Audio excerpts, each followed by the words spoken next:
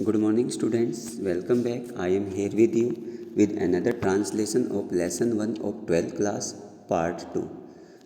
The last lesson from Flamingo book. It is written by Alphonse Daudet.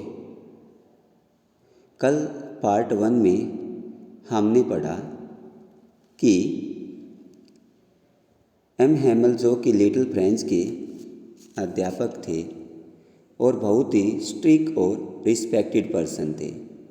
जब little French जब school पहुंचा तो school का जो इन्वायरमेंट था वाज टोटली चेंज्ड, वो बिल्कुल बदला हुआ था। स्कूल बिल्कुल शांत था, जैसे कि संडे के दिन होता है, क्योंकि संडे के दिन बच्चे वहाँ पे नहीं होते हैं, वहाँ पे कोई चहल पहल नहीं होती है।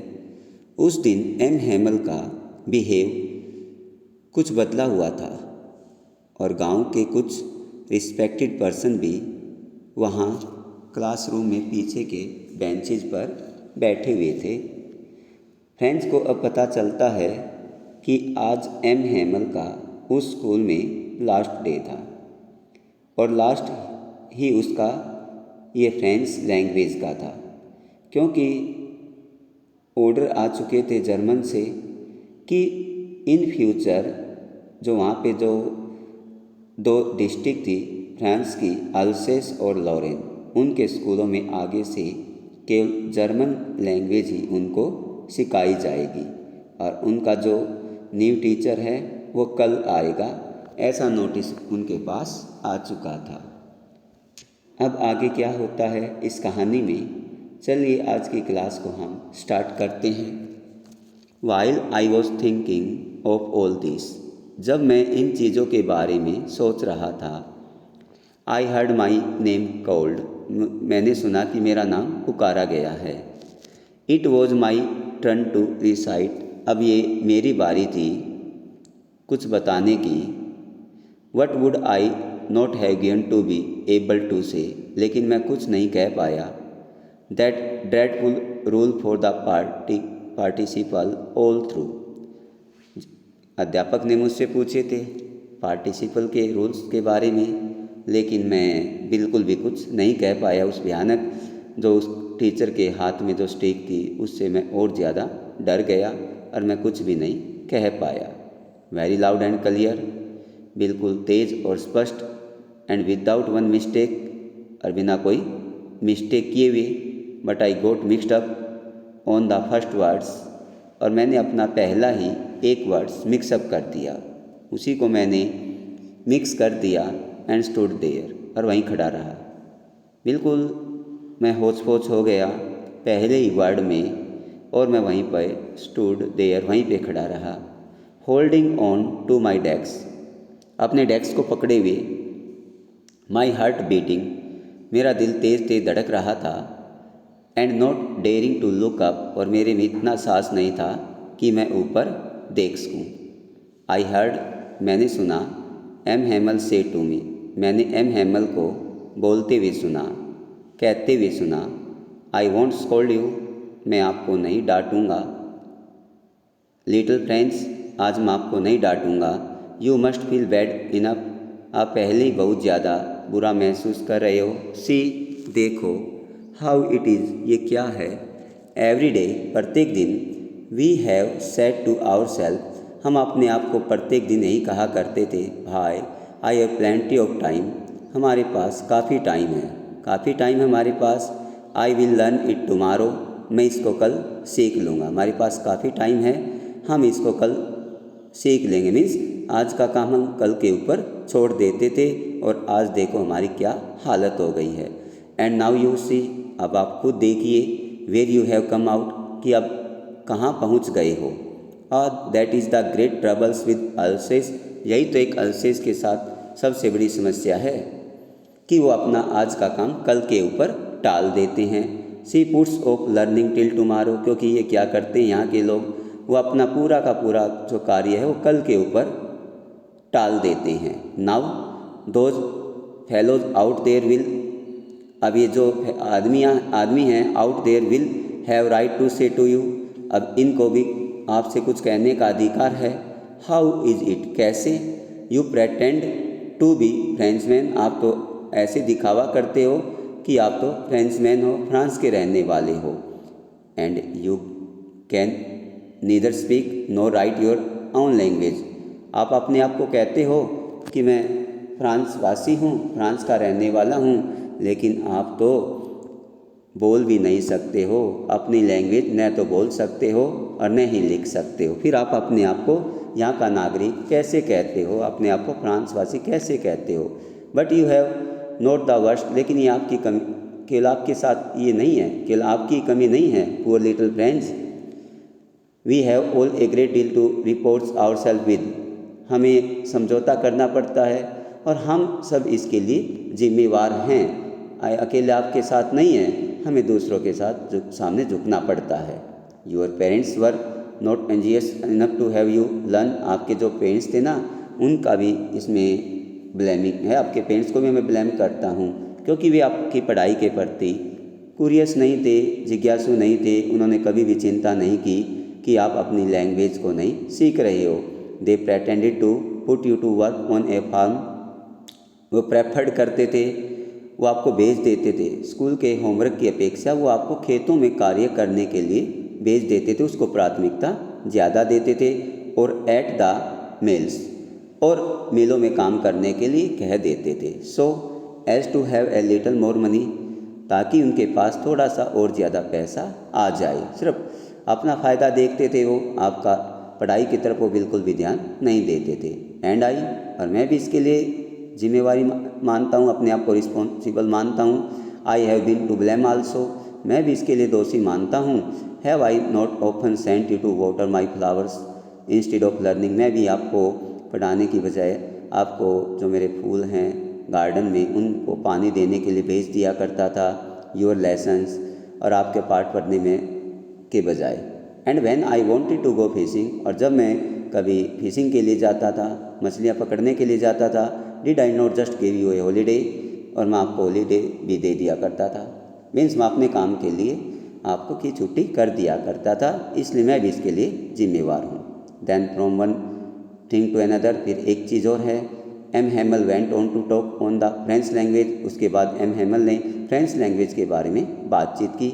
सेइंग, कहते हुए, that it was the most beautiful language in the world, ये संसार की सबसे सुंदर लैंग्वेज है। जो फ्रेंच लैंग्वेज है वो संसार की सबसे सुंदर लैंग्वेज है। द क्लियरेस्ट, बिल्कुल साफ़ सुथरी। द मोस्ट लॉजिकल, बिल्कुल सबसे ज़्यादा logical. That we must guard it, हमें सबको इसकी सुरक्षा करनी चाहिए। अमोंग अस, ये हमारी जिम्मेवारी है। एंड नेवर फॉरगेट इट, हमें अपनी लैंग्वेज को कभी नहीं भूलना चाहिए।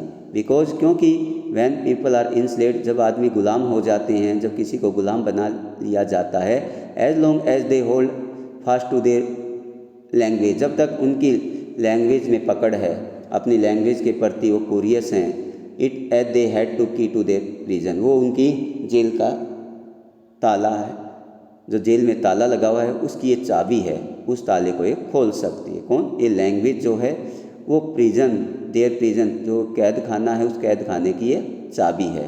Then he opened a grammar, फिर उसके बाद एम हेमल ने एक ग्रामर की पुस्तक खोली। And read us our lesson, और हमारा लेसन पढ़ाया। आई वॉज अमेज्ड, मैं हैरान था। टू सी, ये देखकर, हाउ वेल आई अंडरस्टूड, कि मुझे उस दिन कितनी अच्छी तरीके से समझ में आ रहा था। ऑल ही सेड, जो कुछ भी एम हेमल हमें सिखा रहे थे उस दिन, सीम्ड सो ईजी, मुझे बहुत सो ईजी, बहुत आसान दिखाई दे रहा था। आई थिंक टू, मैं भी ये सोचता था। I had never listen so carefully, और मैं भी मानता हूँ कि मैंने आज से पहले कभी अध्यापक की बात को इतने ध्यान से नहीं सुना। And that he had never explained, और उसके बाद, और न ही अध्यापक ने कभी इतने अच्छे ढंग से पहले एक्सप्लेन किया था। Everything with so much patience, हर चीज़ बड़े धैर्य के साथ की थी। इट सीम्ड ऑलमोस्ट, ऐसा लगा कि एज इफ, मानो कि the poor man wanted to give us, कि वो आदमी, अध्यापक जाने से पहले, बिफोर गोइंग अवे, जाने से पहले में सारा का सारा ज्ञान हमें देकर जाना चाहता हो। And to put it all into our heads at one stroke, और एक ही स्ट्रोक से सारी नॉलेज हमारे माइंड में डालना चाहता हो। आफ्टर द ग्रामर के पीरियड के बाद we had a lesson in writing, हमारा लिखने की बारी आई।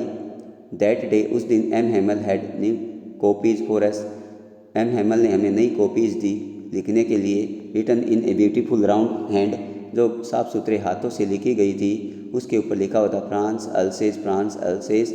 दे लुक्ड लाइक लिटिल फ्लैग्स, वे छोटे छोटे झंडों की तरह दिखाई दे रही थी। Floating everywhere in the school room, school के हर कोने में वो फ्लोटिंग कर रही थी, तैर रही थी।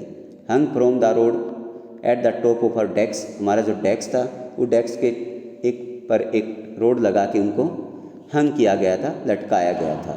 You ought to have seen, आपने देखा होगा। How everyone set to work, कि आदमी कितना कार्य करता है।